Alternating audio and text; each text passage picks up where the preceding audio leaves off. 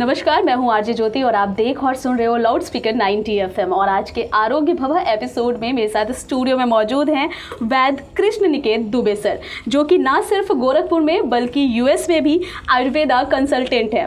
Sir, सबसे पहले तो स्वागत है आपका हमारे स्टूडियो में। धन्यवाद। सर, वैसे तो आपके बारे में हमने बहुत कुछ सुना है, बहुत नाम है सर का, लेकिन सर फिर भी हम चाहेंगे थोड़ा सा अपनी लाइफ के बारे में हमें थोड़ा सा बताएं, अपने फैमिली बैकग्राउंड के बारे में, अपने स्कूलिंग कॉलेज के बारे में।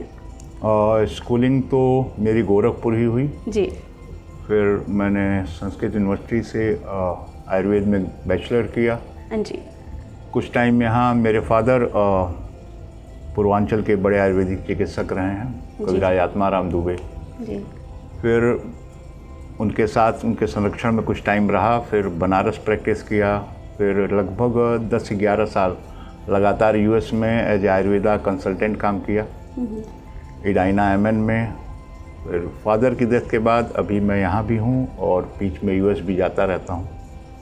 ओके। तो बाकी ये आयुर्वेदा तो पिछले कई जनरेशन से फैमिली में है, ग्रैंडफादर, फिर उनके अंकल, इस तरह से 6-7 जनरेशन से ये फैमिली में है।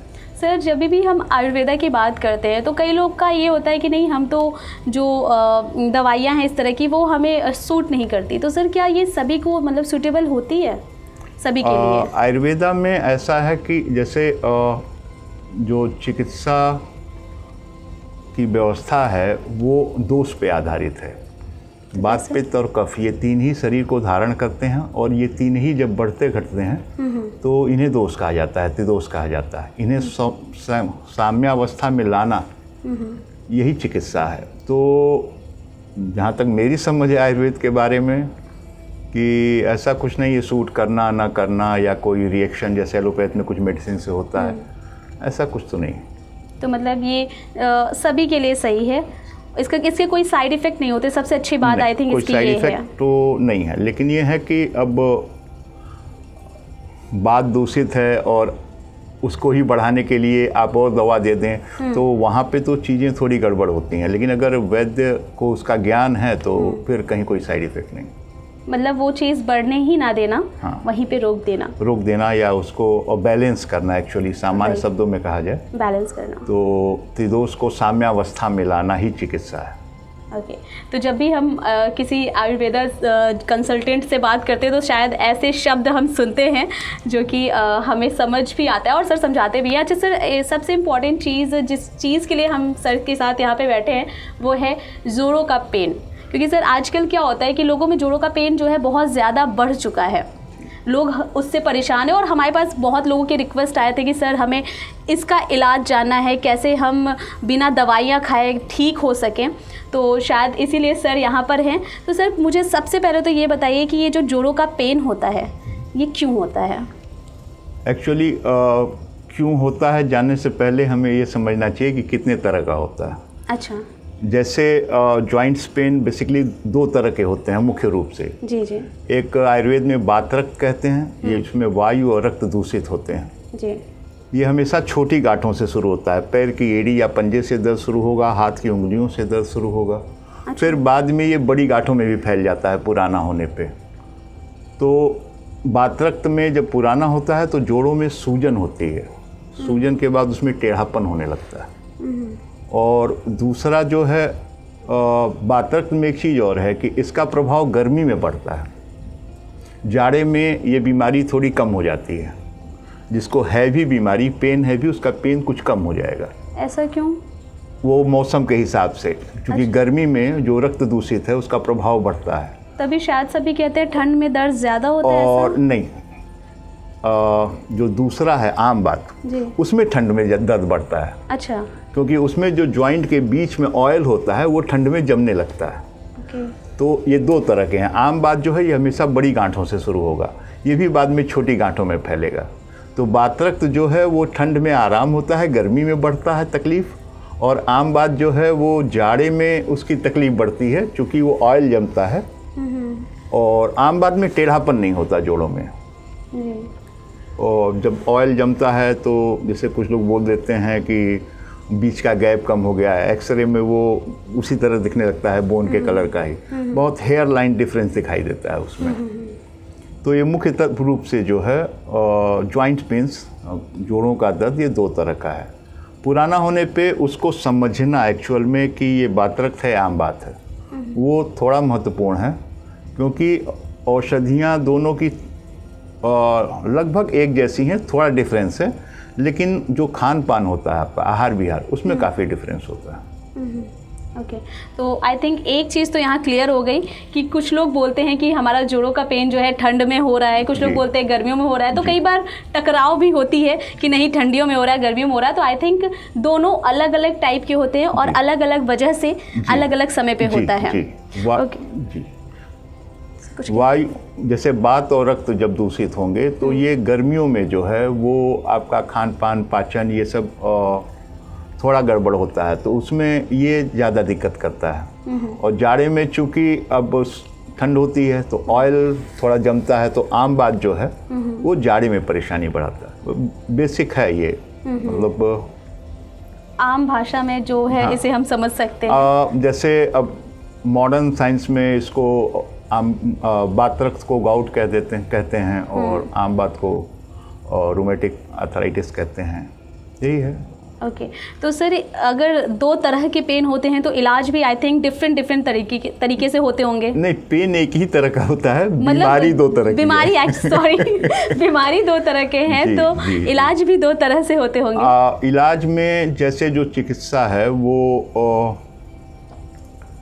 बातरक्त में जो है वो वायु की चिकित्सा तो दोनों जगह है, क्योंकि दोनों कॉमन है, बातरक्त में भी और आम बात में भी, बात दोनों जगह है।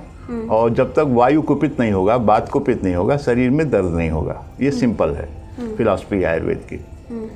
और रह गया रक्त दूषित होता है बातरक्त में, तो थोड़ी चिकित्सा जो है ब्लड को थोड़ा प्यूरिफाई करना और वायु को जो विकृत हुआ है उसको थोड़ा साम्यावस्था में लाना, तो चिकित्सा यही है। बाकी अपने आयुर्वेद में लिखी तो बहुत कुछ है, बहुत सारी दवाइयाँ लिखी हैं। बातरक्त में जो अच्छा काम करता है मुख्य रूप से कैसोर गुग्गुल काम करता है। अगर शुरुआती दौर है, कैसोर गुग्गुल 500 mg से 2 बार 3 बार ले लिया जाए तो काफ़ी रिलीफ मिलता है। और आम बात है उसमें योगराज गुग्गुल देते हैं, सेम 500 mg की टैबलेट है या 250 mg की है, तो उस हिसाब से 500 से 1 ग्राम तक 2 बार या 3 बार लिया जाए, अच्छा काम करता है। थोड़ा जब क्रॉनिक हो जाता है, पुराना हो जाता है, तब ज़्यादा दिक्कत होती है। ओके, मतलब अगर इनिशियली हम उसको समझ लें और इलाज शुरू कर दें तो आराम मिल जाता है। प्रारंभिक दौर में अगर सिर्फ ये दवाएं और कुछ आहार विहार जो पे ध्यान दे दिया जाए, परहेज पे ध्यान दे दिया जाए और जो चीज़ें फ़ायदा करती हैं उनका इस्तेमाल किया जाए, हल्की फुल्की एक्सरसाइज की जाए, तो ये आसानी से ठीक हो जाता है। सर एक सवाल है मेरा, वो मेरा पर्सनल सवाल है। ऐसे तो ये सारे सवाल हमारी ऑडियंस जानना चाहती थी, बट पर्सनली मुझे भी एक चीज़ जाननी है कि जब भी जोड़ों का पेन शुरू होता है तो हमें हल्का फुल्का दर्द होता है, हम इतना समझ नहीं पाते हैं कि ये बहुत ही लॉन्ग टर्म का पेन है। तो कैसे, जब इनिशियल टाइम होता है तो हम कैसे समझें कि नहीं ये बड़ी बीमारी हो सकती है या लाइफ टाइम के लिए हो सकता है? जी, एक्चुअली बातरक्त में अधिकतर दर्द जो है पैर के एड़ी या पंजे से शुरू होता है। तो उसमें होता ही है कि सुबह के टाइम जब आप सो के उठते हैं, ज़मीन पे पैर रखते हैं, तो थोड़ा दर्द होता है, 2-4 कदम चलने पे ठीक हो जाता है। और फिर वो धीरे धीरे 4 कदम से 14 कदम और फिर वो टाइम बढ़ता जाता है। तो अधिकतर जो कामकाजू महिलाएं हैं वो इसको समझ नहीं पाती। उनको लगता है कि जैसे काम ज़्यादा कर लिया, ज़्यादा देर खड़े हो गए किचन में या कुछ हो गया, फिर जब वो एक जॉइंट से 2 जॉइंट में आ जाता है फिर वो क्रिटिकल हो जाता है। तो इस पे ध्यान देना चाहिए। अगर सुबह जोड़ों में दर्द है या उठने पे पैर पे एड़ी या पंजे में दर्द है तो एक बार यूरिक एसिड टेस्ट करा लें, देख लें। और कहीं भी जॉइंट्स में पेन हो तो खान पान में थोड़ा ध्यान दें। सर ये तो हो गई बात हमारी कि कैसे हमें पता चलेगा, लेकिन सर परहेज क्या करें? क्योंकि हम लोग आजकल बहुत बदमाश हो चुके हैं, हमें हमारी ज़ुबान पे कंट्रोल नहीं होता, हम कुछ भी खाते हैं, हमारी किसी लाइफस्टाइल इतनी सही नहीं है, देर से सो रहे हैं, देर में उठ रहे हैं, कोई लाइफस्टाइल ही नहीं है। तो कैसे, मतलब क्या क्या परहेज करके हम जोड़ों के पेन से बच सकते हैं? अब परहेज में थोड़ा सा डिफरेंस है ये दोनों जो तरह के जॉइंट पेन हैं, वातरक्त में जो है और आम बात में, दोनों में जो कॉमन है वो तो ये है कि दही कहीं भी बॉडी में स्वेलिंग होगी तो उसको बढ़ाएगी। दही, उड़द, बैगन और मछली, ये तो दोनों तरह के जो जॉइंट्स पेन हैं इसमें नुकसान करती है। लेकिन जो वातरक्त के मरीज हैं उनको हाई प्रोटीन ज़्यादा नहीं लेना चाहिए।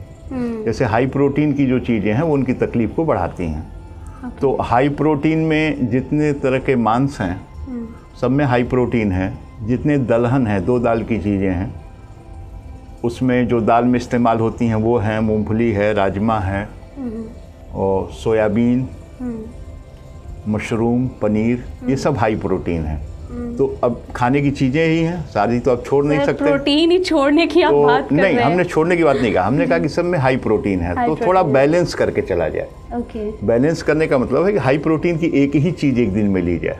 अगर आप मांसाहारी हैं, मांस खाते हैं, अपने मांस जिस दिन खाना हो, दाल एक दिन मत खाइए, 2 दिन मत खाइए, उसको बैलेंस कर लीजिए। जैसे शाम को पनीर खाना है तो दिन में दाल अवॉइड कर दीजिए। मटर का सीज़न जा रहा है, मन किया कि मटर ज़्यादा खाना है तो दाल अवॉइड करिए। तो बैलेंस करके चलें। प्रोटीन बॉडी के लिए ज़रूरी भी है, लेकिन ज़्यादा प्रोटीन लेना नुकसान करेगा वातरक्त के लोगों को, जिनको दर्द छोटी गांठों से शुरू हुआ है। जिनको बड़ी गांठों से शुरू हुआ है उनके लिए दिक्कत नहीं। मतलब वो सब कुछ खा सकते हैं। और लहसुन ज़रूर खाना चाहिए, मतलब किसी को भी। जी, लहसुन जो है ये जोड़ों के दर्द में भी फ़ायदा करता है। और दूसरे ये है कि अधिकतर जिनको जॉइंट पेन होता है वो बॉडी वेट उनका थोड़ा ज़्यादा होता है, आम बात वालों को। तो ये लहसुन नेचुरल ब्लड थिनर भी है, तो ब्लड से फैट को कम करता है और जॉइंट्स में भी फ़ायदा करता है। तो बहुत गर्मी है, जैसे अभी जो मौसम चल रहा है, आप इस टाइम पे 8 से 10 जवा लहसुन हल्का सा तवे पे रोस्ट कर लें। उसको जलाना नहीं है, पानी जल जाएगा तो फ़ायदा नहीं करेगा। 4 बूंद तेल सरसों का या घी डाल के हल्का रोस्ट करके उसको अपने खाने के साथ, दाल सब्जी में, मांस जो भी आप खा रहे हैं उसमें मिला के खाएं। जब गर्मी बढ़ जाएगी तो जैसे 48 डिग्री का टेम्परेचर आ जाता है तो उसको 6 जवा कर दें। फिर दिवाली से बरसात में फिर 8 जवा कर दें और दिवाली से होली तक 10 से 12 जवा। जब बैलेंस मौसम है थोड़ा बढ़ा सकते हैं। बहुत गर्मी है तो थोड़ा कम कर दें, जैसे ठंड हो मौसम थोड़ा तो उस हिसाब से उसको बनाओ। तो 6 से 12 जवा को खाने के साथ एक टाइम में लेना चाहिए। ये आपको अगर आराम भी हो जाता है, भले मेरी ही चिकित्सा से आराम हुआ हो, तो भी मैं अपने पेशेंट से कहता हूँ कि ये लहसुन कंटिन्यू करिए, इसको छोड़िए नहीं।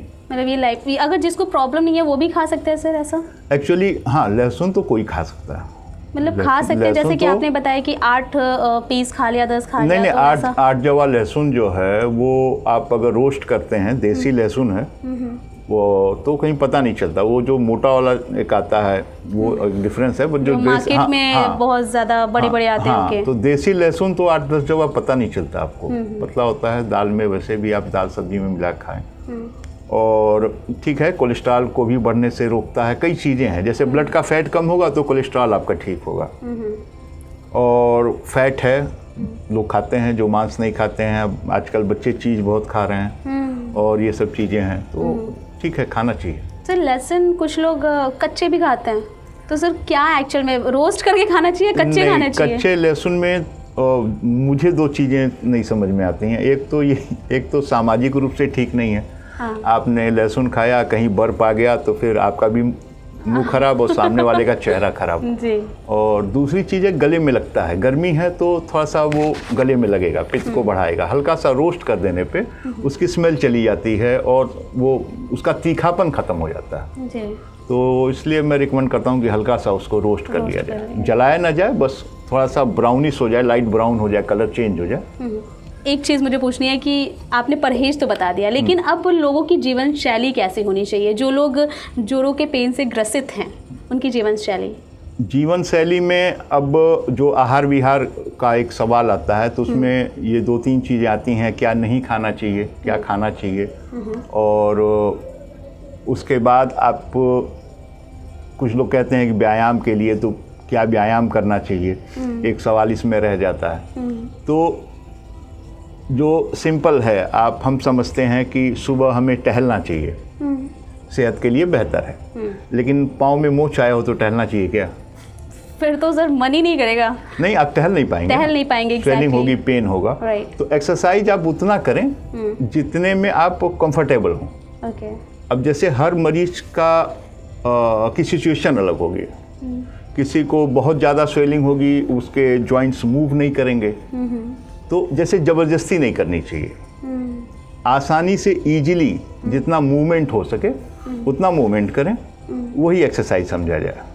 और थोड़ा परहेज पे ध्यान दें, बाकी जो विकृतियां हैं उनको तो सुधारा नहीं जा सकता, जैसे यूरिया है और चीज़ें हैं, आप जितना सुंदर फल दिखता है उतने केमिकल हैं उसमें, तो वो तो अपने बस का है नहीं। या तो फिर अब आप खेती करिए, अपने भर का उगाइए और अपने खाइए, तो वो तो पॉसिबल नहीं है। लेकिन जो हम कर सकते हैं वो यही है कि थोड़ा सा परहेज दें, और जब ये परेशानी हो तो उसको संज्ञान में लें, अवॉइड ना करें।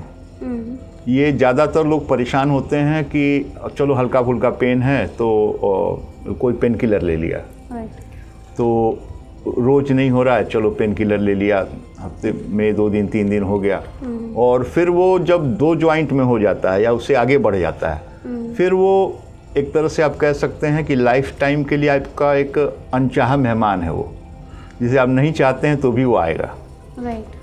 तो वो मतलब वो बीमारी जो है आपको परेशान करती है, जब मौसम उसके अनुरूप नहीं होगा तो बढ़ेगी, परेशान करेगी। Okay sir, thank you so much, आपने काफ़ी कुछ बताया हमें। आई एम श्योर हमारे ऑडियंस को काफ़ी चीज़ें सीखने को मिली होंगी। बट सर, हमारे ऑडियंस के लिए अभी जाते जाते आप कुछ कहना चाहोगे? ऑडियंस के लिए सिंपली यही कहूँगा कि आप खुद अपना ख्याल रखें। अपना ख्याल रखने से मतलब मेरा है, मकसद है कि जैसे चीज़ों को अवॉइड नहीं करें। अगर आपको कोई प्रॉब्लम है, कुछ हेल्थ इशू लगते हैं, तो आप उसको जैसे इग्नोर ना करें। जॉइंट्स के मामले में तो बिल्कुल इग्नोर ना करें। अगर दर्द होता है जॉइंट्स में, छोटे जोड़ों में दर्द है, तो एक सिंपल टेस्ट है, यूरिक एसिड का टेस्ट करा लें। और बड़े जॉइंट्स में है तो RA फैक्टर का टेस्ट होता है, वो करा लें। Thank you so much sir, आप यहाँ पर आए और आपने इतनी सारी बातें बताई। सो ऐसे ही देखते और सुनते रहिए लाउड स्पीकर 90 FM, बजाओ बजाओ ज़रा झूम के बजाओ।